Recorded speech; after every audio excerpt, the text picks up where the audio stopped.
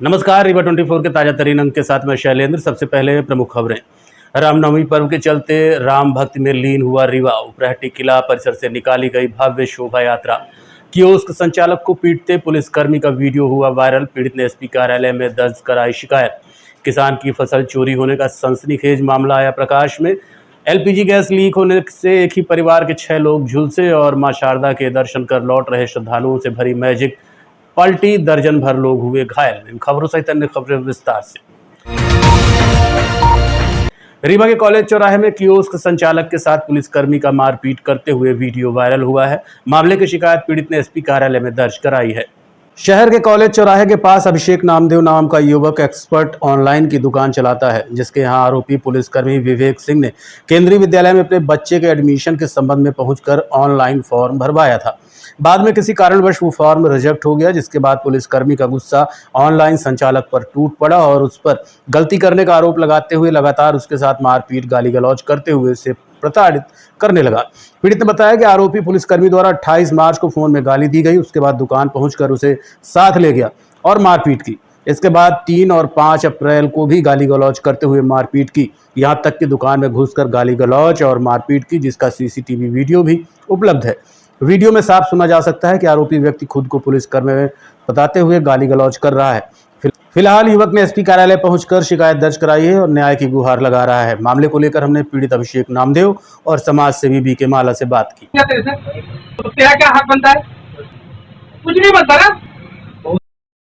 चाहिए कि हाँ सर ये आया है, ये नहीं आया है। नहीं आ रहा है क्या ओवर स्मार्ट मत बन, मेरे स्मार्ट नहीं बन रहा है ना। आदमी आप कितना मारेंगे सर? अभी मैंने मारा तुझे, मुझे मारना बताओ क्या होता है?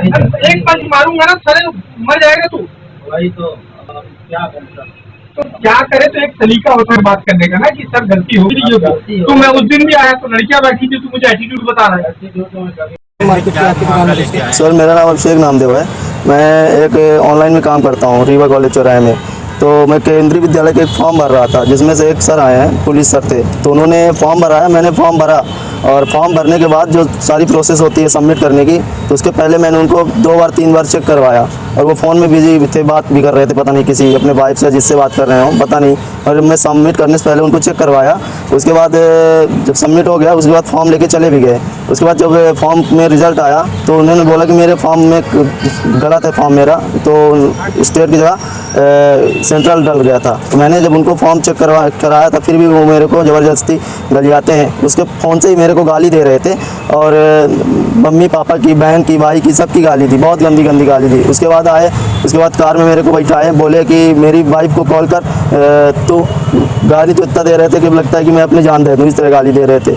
उसके बाद फिर क्या हुआ कि वो गाड़ी में बैठाए, मेरे को सुभाष चौक तक ले गए। उसके बाद उनसे मैं पैर पकड़ के, पैर बोले तो पैर पकड़ के उनकी मैंने पैर भी छुआ उनका। बार बार बोला कि मैं मिडिल क्लास से हूँ, मैं बहुत गरीब हूँ, मैं बहुत गरीब हूँ। मैं पुलिस वाले आप पहचानते हो? मैं उनको पहचानता नहीं, मगर फ़ोटो है मेरे पास। और नाम वगैरह?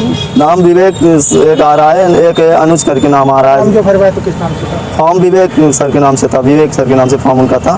फिर क्या हुआ कि मेरे सुभाष चौक पे ले जाके उनकी बीवी से बात करवाया। तो मैंने बात भी की, तो मैंने बोला कि मैम मेरे को गलती हो गई है, माफ़ कर दीजिए। तो मैम ने बोला कि ठीक है, कोई दिक्कत नहीं बेटा, गलती हो गई तो कोई दिक्कत नहीं। मगर उन्होंने मेरे को ज़बरदस्ती बोले कि कॉल कर, फिर से कॉल कर, मेरी बीवी मुझसे बात नहीं कर रही है।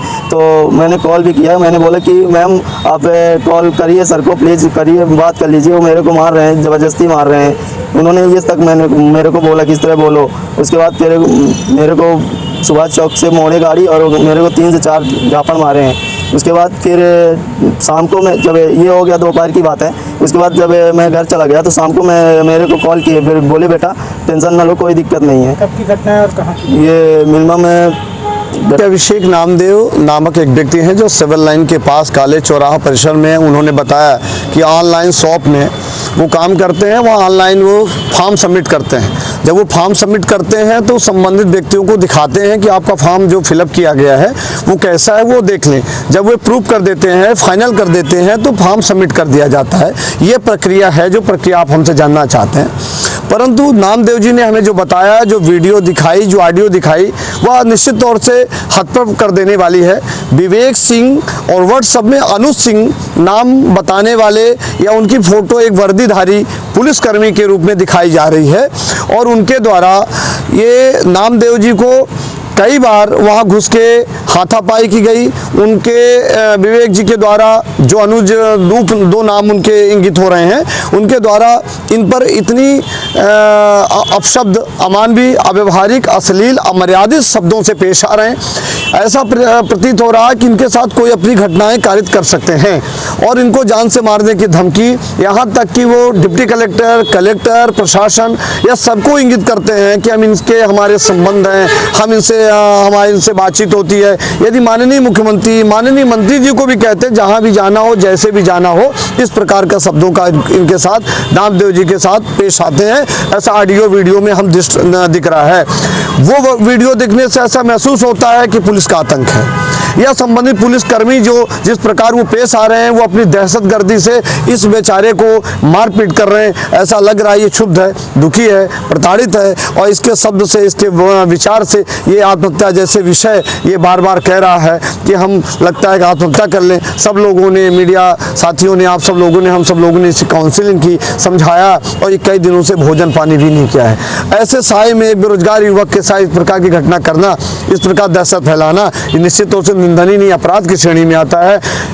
शॉप में घुस के मारना, किसी महिला के साथ, किसी महिला को अपराध, वहाँ पे महिलाएं रहती हैं, लड़कियां रहती हैं, इस प्रकार अश्लील शब्दों का प्रयोग करना, किसी की माँ के साथ इस प्रकार गंदे गंदे शब्द बोलना, उसके पेरेंट्स को गंदे शब्द बोलना और अपने रुतबे का, अपने पद का दुरुपयोग करना, ये अपराध की श्रेणी में माना गया है। तो निश्चित तौर से हम चाहते हैं कि ये संबंधित थाना में जाएं, आवेदन प्रस्तुत करें जो प्रक्रिया रेगुलेशन में है और फिर हमारे कप्तान रीवा के हैं, ये इसलिए रीवा जिले के हैं, तो अपने रीवा जिले के और जहाँ इनकी शॉप है वो थाना, जो भी थाना लगे, थाना में आवेदन प्रस्तुत करें और अपने कप्तान पुलिस अधीक्षक महोदय को आपके माध्यम से, ये मीडिया के माध्यम से ये जानकारी लोगों तक पहुंचे और एसपी साहब को निष्ठ छुट्टी समाप्त होने पर इन्होंने ये आवेदन प्रस्तुत करें और संबंधित व्यक्ति की तफ्तीश होने के बाद इनके पर कार्रवाई होनी चाहिए। और है जहाँ पे लगा हुआ है, इनका एक स्लोगन होता है पुलिस विभाग का, जन सेवा। शहर से मां शारदा के दर्शन कर लौट रहे श्रद्धालुओं से भरा मैजिक ऑटो पलट गया, जिसमें दर्जन भर लोग घायल हुए हैं। मैजिक ऑटो पलटने से दर्जन भर लोग घायल हो गए। बताया जा रहा है कि ऑटो में लगभग दर्जन भर से ज़्यादा लोग सवार थे जो मैहर दर्शन करने के लिए गए हुए थे। मैहर से लौटते वक्त मैजिक ऑटो अनियंत्रित हो गया और डिवाइडर में चढ़ गया। इसके बाद पलट गया, जिसमें 2 लोगों को गंभीर चोटें आई हैं और आधा दर्जन से ज़्यादा लोग घायल हुए हैं।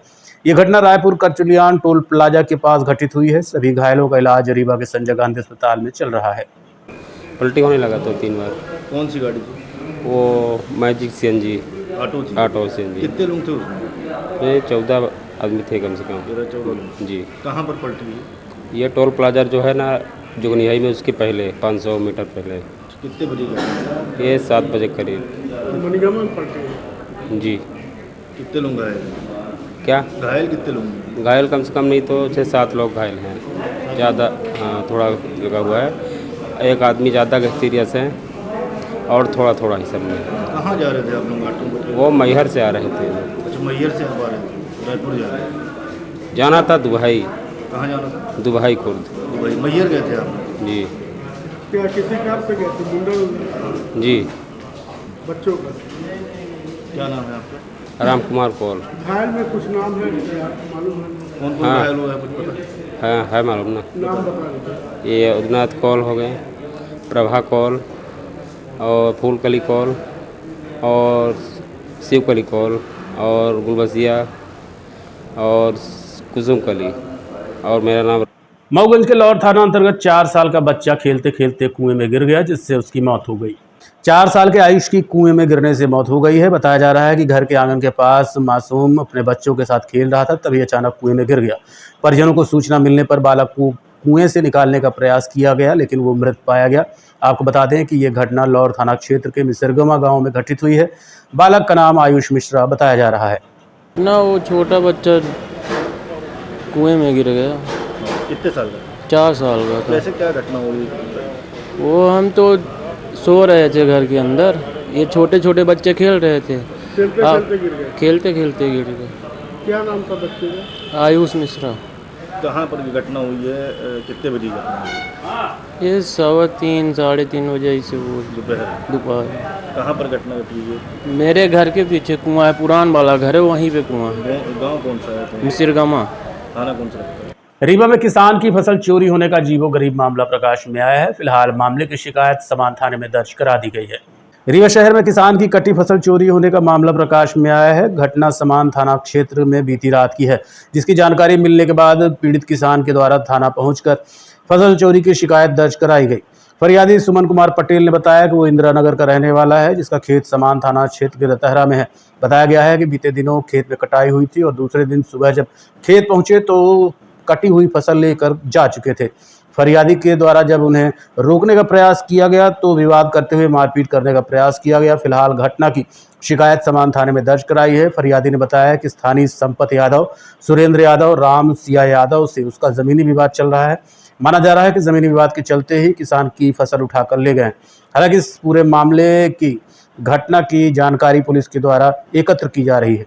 फरियादी के द्वारा घटनास्थल पर फसल ले जाते कुछ वीडियो भी पुलिस को उपलब्ध कराए गए हैं। चाचा है संपत यादव, उसकी पत्नी है और भैयाहू है और मतलब और लड़के हैं, मतलब 7-8 आदमी घर के सदस्य हैं। वो मुझे मारने दौड़ते हैं। मेरी जमीन में हम जोते बोए हैं, इसको मतलब 2012-13 से हम कब्जा किए हैं और जब जोत वो लेते हैं तो आके हमारी जमीन हम काट देते हैं तो उठा ले जाते हैं। जमीन के दस्तावेज आपके पास? मेरे पास पूरा जमीन का रिकॉर्ड है। जी, हम जमीन खरीदे, रजिस्ट्री करवाए। आज कल इसको हम दोपहर में कटाए थे लेबर लगा के, और आज ये रात में मेरी चोरी हो गई सवेरे। हमको देखें आप? हम जी हाँ, सुरेंद्र यादव, संपत यादव, उसकी बहू और कई लड़के थे, मुखिया यादव। नहीं तो आप जब इसको वीडियो बनाए हैं ले जाते समय आपने, तो क्या इसकी शिकायत आपने की? हम थाने में रिपोर्ट किए हैं, 100 नंबर को डाल किया, 100 नंबर डाले वाले वो भी आए, थाने वाले भी आए थे। तो उनको रोका नहीं आपने जब वो लोग? हम रोके थे तो वो लेडीज हमको धमकी दे रही है, हम तुम्हारे ऊपर 376 लगवा दें, लपटने की धमकी दे रही है। जो भू स्वामी ने आपको जमीन बेची थी वो अभी कहाँ है? वो अभी वहाँ रह रही, बोदा में रह रही है। तो क्या न्यायालय में ये मामला चला था? न्यायालय में चला था। न्यायालय में चूंकि पारिवारिक मैटर है तो परिवार में वो एक आवेदन लगा दी न्यायालय से, तो वो स्टे मिल गया था। स्टे लगभग चला 7-8-10 साल। जब स्टे के हमने आवेदन लगा कि स्टे खारिज किया जाए, मतलब हमारी संपत्ति को वो अवैध कब्जा करना चाह रही थी, इसने न्यायालय ने मुझे हमारे पक्ष में फैसला दिया। इसके बाद आपकी सब जोत बोल रहे हैं, शुरू से जोत बोल रहे हैं। और इसके बाद वो मारपीट की स्टेटमेंट में थी, तो पुलिस ने क्या करा? पुलिस कोई नहीं उसमें कार्रवाई कर रही उसके खिलाफ। पिछले मतलब वो सीजन में भी धान मेरी चोरी की है, उसका भी वीडियो हमने बनाया है, तो उसकी भी शिकायत की है। अभी जो आपकी फसल चोरी हुई तो इसके बाद कहाँ रखे हैं वो लोग, कुछ पता है आपको? जी हाँ, रखे हैं, मुझे पता है, वहाँ रखे हैं, वहाँ आगे जाके खेत में रखे हैं। पुलिस को बताया? पुलिस से बताया, जी हाँ, पुलिस गई हुई थी। घटना कब हुई? ये आज घटना हुई, आज मुझे जानकारी हुई। बखशेरा गांव में गैस लीक होने के चलते एक ही परिवार के 6 लोग झुलस गए, जिन्हें इलाज के लिए संजय गांधी अस्पताल में भर्ती कराया गया है। शहर से लगे बखशेरा गांव में उस वक्त चीख पुकार मच गई जब शाम के समय खाना बनाते वक्त गैस चूल्हा जलाते ही आग भड़क उठी।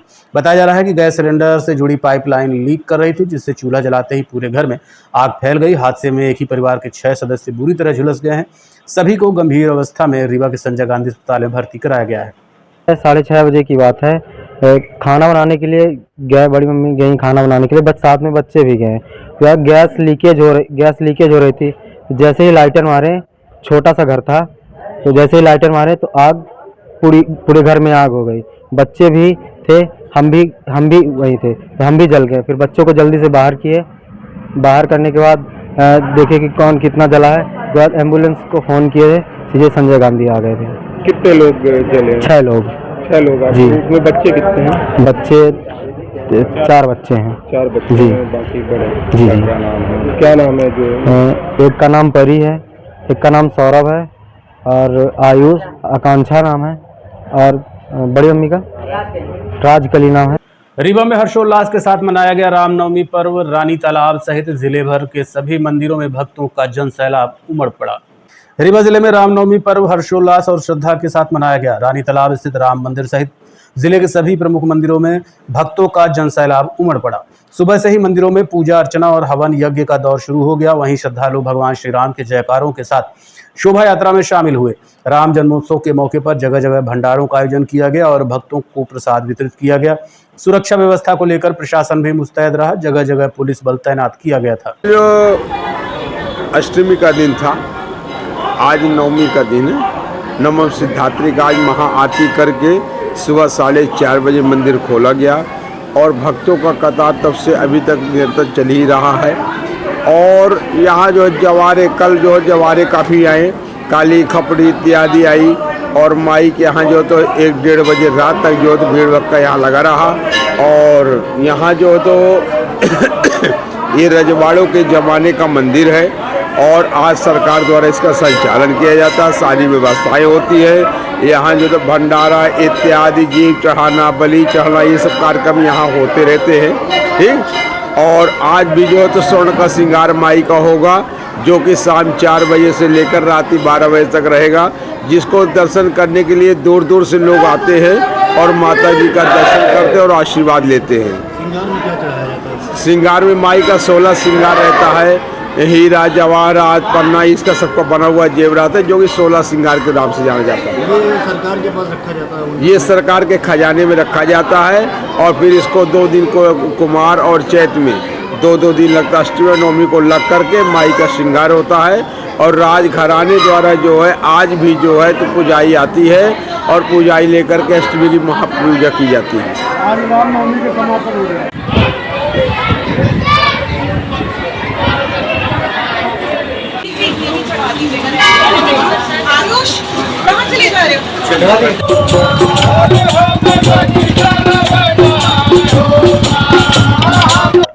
देखते रहिए Rewa 24 news city cable network. मिलते हैं इस छोटे से ब्रेक के बाद। विंध्य क्षेत्र का number 1 RO showroom sign marketing, जहां पर आप पाएंगे सभी कंपनियों के आरओ जैसे कि केंट, एक्वागार्ड, प्योरिड, लिफ प्योर, हेवेल्स और सभी प्रकार के आरओ 0% ब्याज में उपलब्ध। बजाज फाइनेंस की सुविधा के साथ हर कंपनी के आरओ में सर्विस बिल्कुल फ्री है। मात्र 6,999 से आरओ शुरू है। कोई भी आरओ किसी भी कंपनी का आरओ लेने पर आपको एक डिनर सेट बिल्कुल फ्री मिलेगा। बस आपको पता याद रखें, sign marketing, hospital road, Gandhi complex, Rewa. Mobile number 9407817224। Shri Ramnavami के पावन पर्व पर किला परिसर से भव्य शोभा यात्रा निकाली गई। ये शोभा यात्रा पिछले 40 वर्षों से निरंतर चलती आ रही है। श्री रामनवमी के पावन पर्व पर आज रीवा के किला परिसर से भव्य शोभा यात्रा निकाली गई, जिसमें एक बार फिर आस्था और परंपरा का अद्भुत संगम देखा गया। ये शोभा यात्रा पिछले 40 सालों से लगातार निकाली जा रही है। भगवान श्री राम, माता सीता, लक्ष्मण और हनुमान की झांकी से सजे रथ के साथ साथ जैसे ही शोभा यात्रा किला परिसर से निकली, शहर राम भक्ति में डूब गया। नगर के प्रमुख मार्गों से होती हुई ये यात्रा हजारों श्रद्धालुओं के आस्था का केंद्र बनी रही। सजीव झांकियां, धार्मिक गीतों की गूंज और भक्तों की जयकारों से वातावरण गूंज उठा। जगह जगह शोभा यात्रा का भव्य स्वागत किया गया और श्रद्धालुओं के लिए भंडारे की भी व्यवस्था रही। श्री राम नवमी पर निकली ये भव्य शोभा यात्रा एक बार फिर ये साबित कर गई, रीवा की धार्मिक परंपराएं आज भी उतनी ही जीवंत हैं जितनी दशकों पहले थी।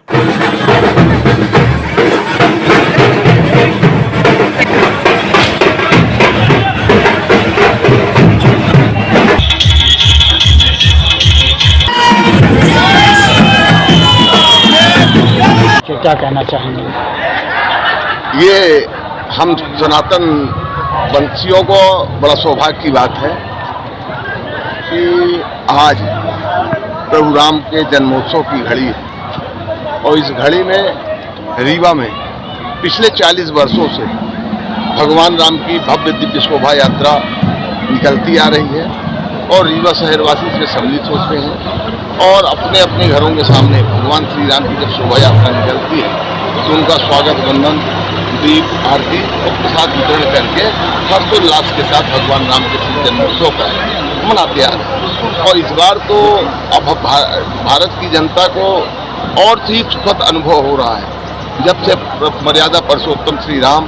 आज रामनवमी है, आज भगवान प्रभु रामलला का जन्मोत्सव है। उसी के उपलक्ष्य में खुशी मनाने के लिए हम लोग सारे सनातनी इकट्ठा हुए हैं और अभी महाराज मृत्युंजय महाराज जी यहाँ से रैली निकलेगी, जो यहाँ से होते हुए फोर्ट रोड होते हुए घोड़ा चौराहा पहुँचेगी, वहाँ से अस्पताल चौराहा जाएगी, अस्पताल चौराहे से अमैया होते हुए सिरमौर चौराहा और सिरमौर चौराहे से कॉलेज चौराहा से शिल्पी प्लाजा क्रॉस करते हुए जो भगवान शिव का मंदिर है कोटी कंपाउंड में, वहाँ समाप्त हो जाएगी। उसके बाद जो है वहाँ पे हम लोग जो है प्रसाद का वितरण करेंगे। उसके बाद शोभा यात्रा का समापन हो जाएगा। संगठन का नाम बताइए, क्या संगठन है? नवदुर्गा समिति है हमारी, नवरात्रि। कितने वर्षों से निकाली जा रही है? ये मेरे ख्याल से हो गए 40 साल हो गए। 40 साल। और हर प्रतिवर्ष इसका जो है उत्साह, लोगों के बीच में इसका आकर्षण और भव्यता हर वर्ष जो है इसकी बढ़ती जा रही है। रैली में महिलाएं भी काफ़ी, महिलाएं भी हैं, बच्चे भी हैं, सभी लोग हैं। और सबसे अच्छी बात है कि सब लोग अपनी इच्छा से आए हैं। आह्वान किया गया था पर वो अपने श्री राम नवमी उत्सव समिति द्वारा शोभा यात्रा निकाली जा रही है। मैं प्रकाश गुप्ता केसरिया इस बार अध्यक्ष हूँ इसका, और विगत 40 वर्षों से ये शोभा यात्रा निकाली जाती है। उसी तरह परंपरागत तरीके से शोभा यात्रा निकाली जाएगी। और इस शोभा यात्रा का मूल उद्देश्य होता है श्री रामचरित मानस को जन जन में स्थापित करना, भगवान प्रभु श्री राम के आदर्शों का, पिता के प्रति उनके कर्तव्य का, भाई के प्रति उनके कर्तव्य का, माता के प्रति उनके प्रेम का, और वांछित समाज के प्रति उनके प्रेम और स्नेह का, जैसे सबरी के प्रति उनके जो भाव थे, उन सभी भावों को लेके भगवान राम की दिव्य शोभा यात्रा निकाली जा रही है।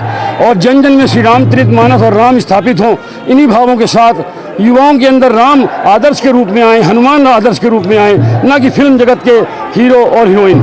राम एक आदर्श है जिसे हम जीवित अपने जब जीवन में करेंगे तो हमारे परिवार में सामंजस्य, सुख और आनंद की प्राप्ति हमें होगी। इन्हीं सब बातों को लेकर हम ये भव्य दिव्य सजीव श्री राम शोभा यात्रा निकाल रहे हैं।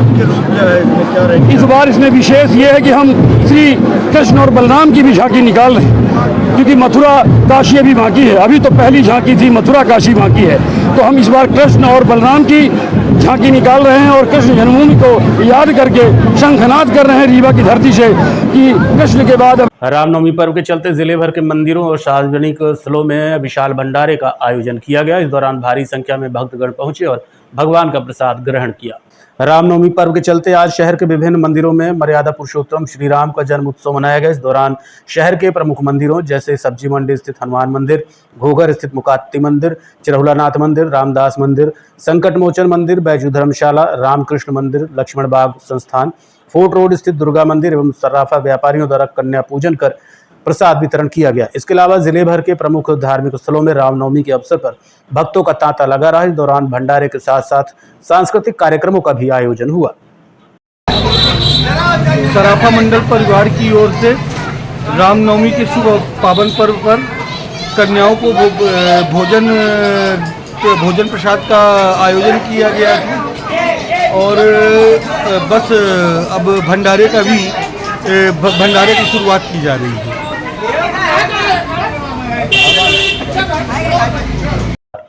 देखते रहिए Rewa 24 news city cable network. मिलते हैं इस छोटे से ब्रेक के बाद। हड्डी जोड़ एवं रीढ़ रोग तथा स्त्री रोग एवं प्रसूति रोग का इलाज एक ही छत के नीचे। विघ्नहर्ता hospital and trauma centre, hotel landmark के पास, रतहरा, रीवा। डॉक्टर संतोष सोनी, पूर्व चिकित्सक, बॉम्बे हॉस्पिटल, मुंबई। हड्डी जोड़ एवं रीढ़ रोग विशेषज्ञ, छोटे चीरे एवं दूरबीन विधि द्वारा हाथ तथा पैर की हड्डियों का ऑपरेशन। गठियाबात, जटिल एवं बिगड़े हुए फ्रैक्चर का बेहतर इलाज करते हैं डॉक्टर संतोष सोनी। विघ्नहर्ता हॉस्पिटल ट्रॉमा सेंटर में ही स्त्री एवं प्रसूत रोग विशेषज्ञ डॉक्टर शैलजा सोनी भी उपलब्ध हैं, जिनकी देखरेख में नॉर्मल डिलीवरी, सिजेरियन ऑपरेशन एवं बच्चेदानी से संबंधित ऑपरेशन की बेहतर सुविधा। संतानहीन दंपत्ति तत्काल संपर्क करें। विघ्नहर्ता hospital and trauma centre, hotel landmark के पास, रतहरा, रीवा। सुविधाजनक एवं सफल इलाज हेतु आज ही संपर्क करें। विघ्नहर्ता hospital and trauma centre, hotel landmark के पास, रतहरा, रीवा। मोबाइल नंबर 7828781983 अथवा 8462956774 पर।